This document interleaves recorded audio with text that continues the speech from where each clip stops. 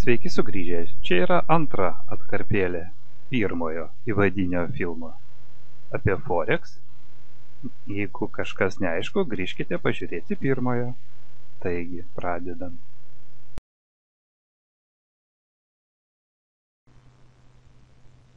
Vat kaip minėjau, mes, jeigu perkame akcijas ar dar kažką, mes neperkam tiesiai iš emitento, tam yra padaryta birža. Birža yra tarytum parduotuvė, kur suvežamos prekės, o mes kaip vartotojai tas prekes perkam. Taip panašiai yra ir čia. Reiškia, nevažinėjomės į pieno kombinatus pirkti pieno arba į mėsos kombinatus mėsos ir panašiai. Viską mes randam vienoje vietoje parduotuvėje. Taip ir traderiai viską randa biržoje, visų įvairiausių kompanijų akcijas, įvairius kontraktus, metalams, kitiems dalykams. Viską jie randa biržoje ir biržoje tą praktiškai jiem užtikrina brokeris. Tai yra biržos tarpininkas, kuris gauna savo užmokestį kaip tarpininkas komisinius, kada mes perkam ar parduodam akcijas. Jeigu uždirbam mes, brokeris gauna didesnius komisinius, jeigu mes neuždirbam, brokeris komisinių kaip po tokių negauna. Yra ten kitokių dar apmokėjimo būdų, bet esmė tame, kad brokeris yra mūsų sąjungininkas, jam naudinga yra, kad mes kuo daugiau akcijų pirktume ir kuo daugiau uždirbtume. Kuo daugiau uždirba mes, tuo daugiau uždirba jis. Truputį kitaip yra su Forex Spot. Čia biržos nėra, yra brokeris, kuris pats organizuoja mums visą žaidimą su valiutomis ir ima ne komisinius nuo mūsų pelno, o ima taip vadinamą spredą. Truputį vėliau pasakysiu, kas tai yra. Tai yra keletas mažas fiksuotas dydis, kiekvienai valiutų porai truputį kitoks, reiškia pinigų. Ir brokeris visiškai nesuinteresuotas, ar mes uždirbsim, ar mes pradirbsim. Jis savo tas kelis pinigėlius pasims visada, kai tik mes atidarysim poziciją. Kas tas yra atidaryti poziciją, irgi truputį vėliau papasakosiu.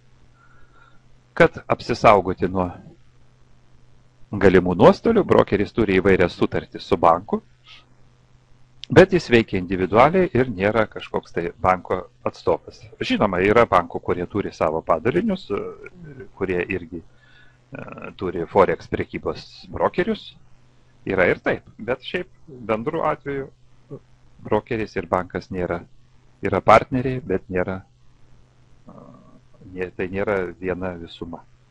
Jie vienas nuo kito nepriklausomi. Valiutos Forex'e prekiaujama, aišku, poromis, jeigu mes keičiam valiutą, vadinam prekiaujam, turbūt teisingiausia šiaip jau lietuviškai būtų pasakyti spekuliuojam, bet kažkaip daugiau naudojama žodis prekiaujam, tegu būna prekiaujam. Taigi, jeigu mes prekiaujam, tai mes už vieną valiutą perkam kitą valiutą. Taigi visada yra valiutų poros, kurios Forex'e žymimos taip, kaip čia parašiau. Čia yra tik 3 pagrindinės poros, jų aišku yra daug daugiau, ir jos užrašomos tokiu būdu, taip ir ne kitaip.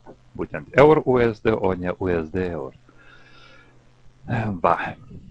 Dabar, kaip sakiau, kad galėtume sėkmingai prekiauti, mums nereikia turėti lagamino pinigų. Pasidėjus banke nereikia 100 000 litų,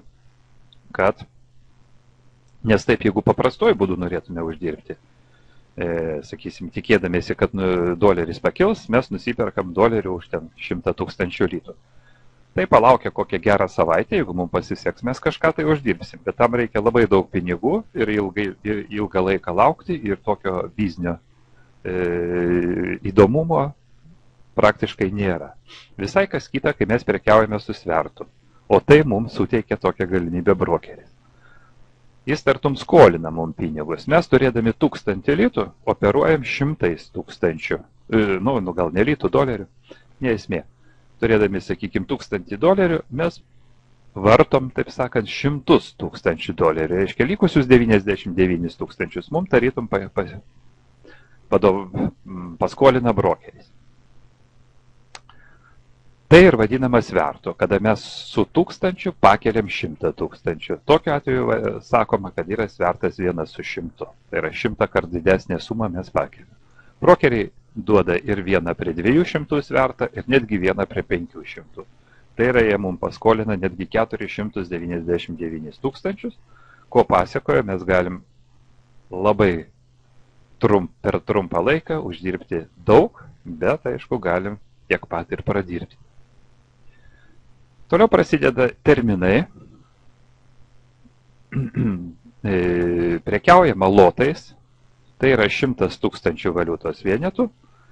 Brokeriai leidžia prekiauti kaip sveikais lotais, 100 000, 200, reiškia mes perkam fiksuotą kiekį, mes negalim pirkti 123 000 ar 131 000, mes galim pirkti tam tikrais fiksuotais vienetais lotais arba jų dalimis. Arba 100 000 valiutos vienetų, arba 10 000 valiutos vienetų, tai bus mini lotas, arba mikro lotas, reiškia 1000 valiutų vienetų. Tai būtų mažiausias kiekis, kuriuo galima operuoti.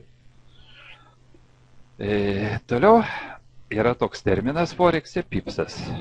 Pipsas tai yra valiutų kurso pokyčio mažiausias fiksuojamas vienetas. Vis daugumos valiutų atveju tai yra 4 skaičius po kablelio, tikslumas toks. Šiais laikais, kaip sakiau, jau daugumą brokerių pereinant 5 skaičių po kablelių. Kadangi jenai yra labai mažas pinigas, tai jenai užtenka 100-osios arba 1000-osios dalies tokio tikslumo. Taigi, jeigu valiuta pakinta per vieną, sakysim, jenos atveju per 1/100, tai reiškia pakito per 1 pipsą. Tokiu būdu, jeigu mes perkam, sakykim, čia toks pavyzdėlis, kursas, sakykim, yra toks 13150. Mes perkam 0,1 loto, tai yra 10 000 valiutos vienetų, ir, sakykim, įsivaizduokim, kad atspėjom, perkam, jeigu perkam, tai reiškia, mes tikimės, kad valiuta pabrangs, ir jie iš tikrųjų pabrangsta iki 1,3250. Taigi, skirtumą sudaro 100 pipsų. Brokeris savo pasiima, kaip sakiau, fiksuotą spredą, 2 pipsiukus, savo lygiai 98 pipsai lieka mum. Ir jeigu yra taip, kaip yra, 0,1 loto, reiškia, mes gaunam $98 pelną. Jeigu netyčia neatspėjam ir valiuta vietoj to, kad pakiltų, nukrinta per 100 pipsų, mes tiek pat turim nuostolį. Šioje vietoje vėl turiu nukirpti filmuką, kadangi tokie yra laiko reikalavimai. Taigi atsisveikinu su jumis čia ir lauksiu jūsų kitoje dalyje, sekančioje dalyje įvadinio Forex filmo.